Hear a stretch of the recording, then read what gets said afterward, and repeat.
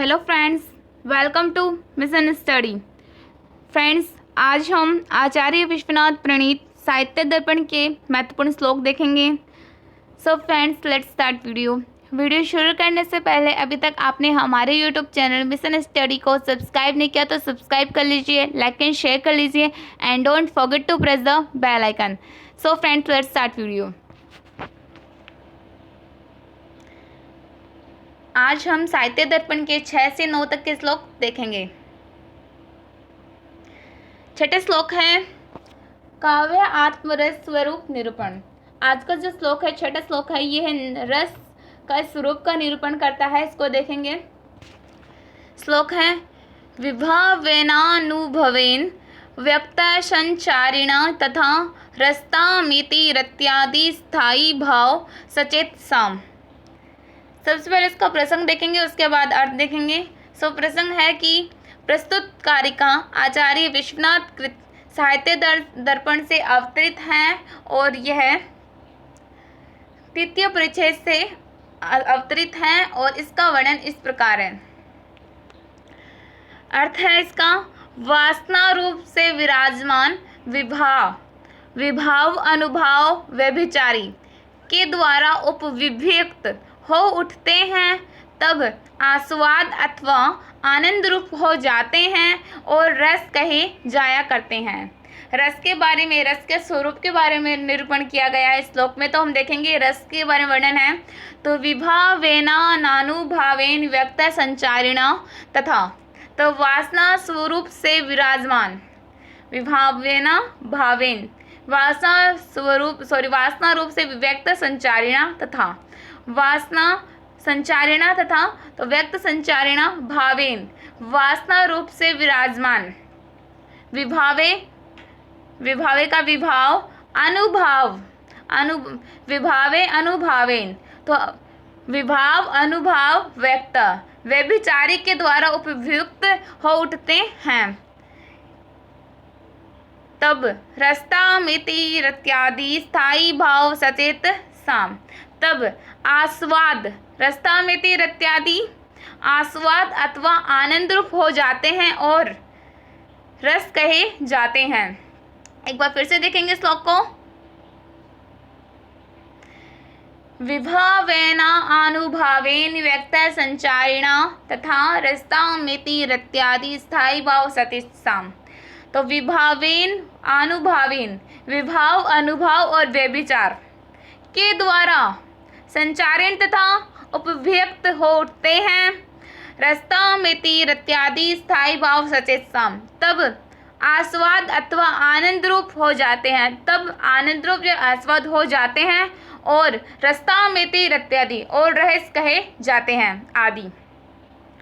सातवां जो श्लोक है वो रसास्वाद के स्वरूप निर्णय की प्रतिज्ञा बताता है हमें। छठे जो श्लोक था वो काव्य आत्म रस का स्वरूप निरूपण था और जो सातवां श्लोक है वो रसास्वाद के स्वरूप निर्णय की प्रतिज्ञा है। इसको देखेंगे। श्लोक है सत्वोद्रे का खंडस्य प्रकाशा अंधि चिन्मय वेदांत स्पर्श शून्यो ब्रह्मा स्वदशोहद्र। इसका अर्थ देखेंगे। सबसे पहले इसका प्रसंग देख लेते हैं। प्रस्तुत कारिका आचार्य विश्वनाथ कृत साहित्य दर्पण से अवतरित है और यह तृतीय परिच्छेद का अंश है। इसका वर्णन इस प्रकार है। सो अर्थ देखेंगे। सत्व का उद्रेक अथवा प्रायल्प हो जाया करता है। यह सहृदय हृदय के अनुभव का विपर्य रत्न एक अखंड, क्योंकि इसमें विभाव आदि का पृथक पृथक अनुभव असंभव है। स्वयं प्रकाश, क्योंकि इस रूप अनुभव स्वयं प्रकाशित हुआ करता है, न कि किसी अन्य ज्ञान का विषय बना करता है। क्विंचा उपांत में रस्यादि संवेदन रूप है। यह एक ऐसा अनुभव है जिसके साथ अन्य किसी भी ज्ञेय वस्तु का स्पर्श नहीं हो सकता। इसे याद किसी भी अन्य अनुभव के समान बताया जा सके तो यह अनुभव एकमात्र आत्म साक्षात्कार ही हो सकता है, अन्य नहीं।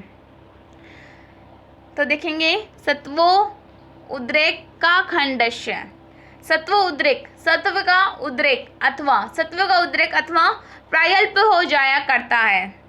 का खंडस्य प्रकाशा अंध चिन्मय, यह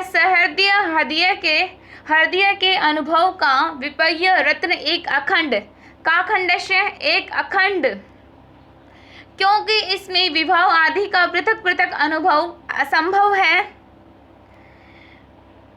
प्रकाशा अंध चिन्मय, स्वयं प्रकाश, प्रकाशा अंध चिन्मय, स्वयं प्रकाश, क्योंकि इस रूप अनुभव स्वयं प्रकाशित हुआ करता है, न कि किसी अन्य का ज्ञान का विषय बना है। दूसरी लाइन देखेंगे श्लोक की, वेदांत स्पर्श शून्यो ब्रह्मास्व सहोदर, कि वह आनंद में रसादि संवेदन रूप है।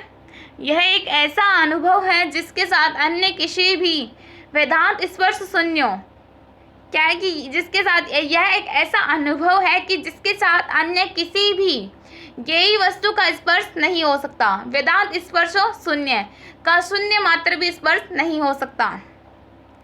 ब्रह्मा अश्व सहोदर, इसे यदि किसी भी अन्य अनुभव के समान बताया जा सके तो यह अनुभव एकमात्र ब्रह्मास्व सहोदर, ब्रह्मास्व आत्म साक्षात्कार ही हो सकता है, सहोदर अन्य नहीं। एक बार फिर से देखेंगे श्लोक की दूसरी लाइन को, वेदांत स्पर्श शून्यो ब्रह्मास्व सहोदर, यह एक ऐसा अनुभव है कि जिसके साथ वेदांत स्पर्श शून्य, जिसके साथ अन्य किसी भी ज्ञेय वस्तु का स्पर्श नहीं हो सकता। स्पर्श होगा तो भी वो शून्य मात्र ही होगा, स्पर्श शून्य मात्र। ब्रह्मास्व सहोदर, इसे यदि किसी भी अन्य अनुभव के समान बताया जा सके तो यह अनुभव एकमात्र आत्म साक्षात्कार ही हो सकता है, अन्य नहीं।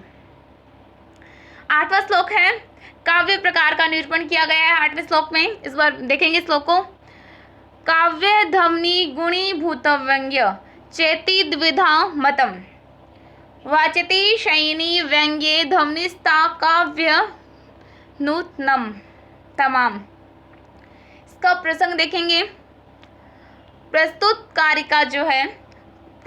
कारिका आचार्य विश्वनाथ कृत साहित्य दर्पण से उद्धृत है और यह तृतीय परिच्छेद का अंश है। इस कारिका का वर्णन इस प्रकार किया गया है। अब इसका अर्थ देखेंगे। काव्य रसात्मक वाक्य के दो प्रमुख भेद हैं। अब काव्य है रसात, जैसा कि मुख्य लक्षण है साहित्य दर्पण का मुख्य लक्षण बताया गया है। मेन जो पॉइंट है वो है रसात्मक वाक्यम काव्य। तो काव्य जो है साहित्य दर्पण क्या है, एक काव्य है, एक महाकाव्य है। महाकाव्य नहीं कह सकते हम, काव्य तो कह सकते हैं, काव्य ग्रंथ कह सकते हैं। तो जो रसात्मक वाक्य काव्य रसात्मक वाक्य के दो प्रमुख भेद हैं। पहला भेद है ध्वनि, दूसरा भेद है गुणीभूत व्यंग्य। अब साहित्य दर्पणकार है आचार्य विश्वनाथ ने, सॉरी गाइस बीच में हो गया, आचार्य साहित्य दर्पणकार ने काव्य के दो ही भेद निर्दिष्ट किए हैं। चित्र काव्य नामक भेद साहित्य दर्पणकार के अनुसार इसलिए उचित नहीं क्योंकि इस प्रकार की रचना रसात्मक काव्य रूप काव्य की परिधि के भीतर नहीं आ सकेगी। अब एक बार फिर से देखेंगे श्लोक को। काव्य ध्वनि गुणीभूत व्यंग्य चेति द्विधा मतम, वाचति शयनी व्यंग्ये ध्वनिस्तका व्युमुत्तम। काव्यकार हैं आचार्य विश्वनाथ कृत साहित्य दर्पण।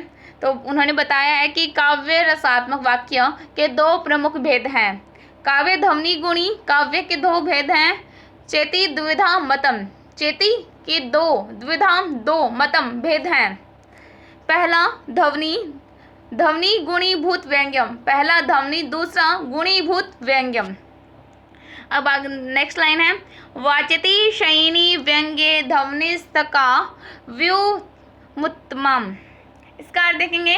साहित्य दर्पणकार आचार्य विश्वनाथ ने काव्य के दो ही भेद निर्दिष्ट किए हैं। अब उन्होंने जो साहित्यकार हैं उन्होंने काव्य के दो ही भेद निर्दिष्ट किए हैं, पहला है ध्वनि, दूसरा है गुणीभूत व्यंग्य।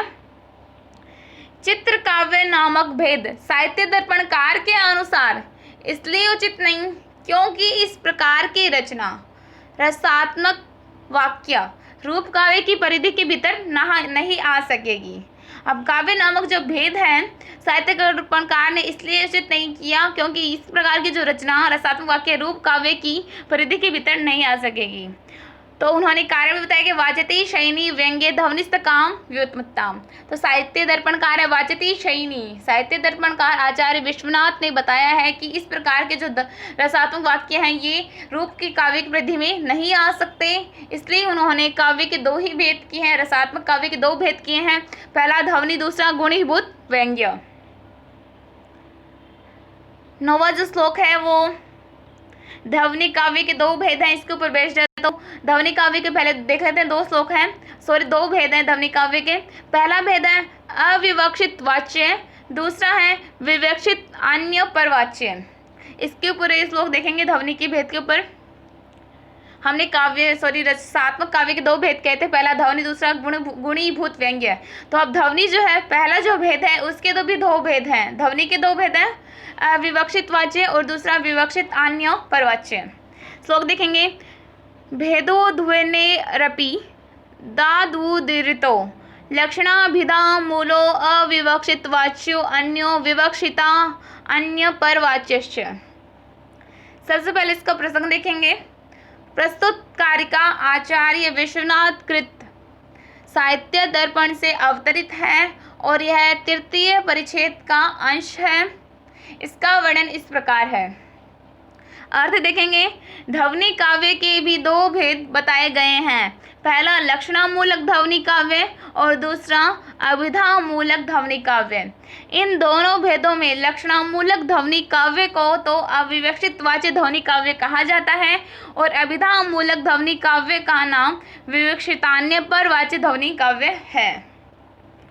अब जो श्लोक है इसमें हमने पहले बता दिया कि ध्वनि काव्य के दो भेद हैं, पहला था अविवक्षित वाच्य, दूसरा था विवक्षितान्य परवाच्य। इसमें जो अविवक्षित वाच्य हैं वो लक्षणामूलक ध्वनि काव्य है और दूसरा विवक्षितान्य परवाच्य जो है वो अभिधामूलक ध्वनि काव्य का लक्षण है, भेद है।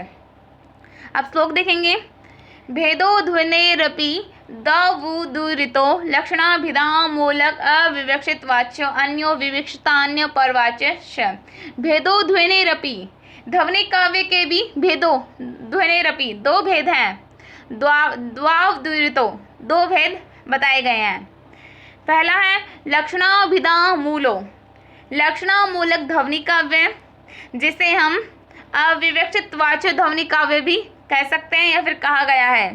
दूसरा है इसमें दिए गए लक्षणाभिधामूलो, लक्षणा का है अविवक्षित वाच्य अन्यो, जिसे लक्षणा को हम अविवक्षित वाच्य ध्वनि कह सकते हैं और दूसरा है अभिधामूलो, अभिधामूल को ध्वनि काव्य को हम विवक्षितान्य परवाच्य ध्वनि भी कह सकते हैं।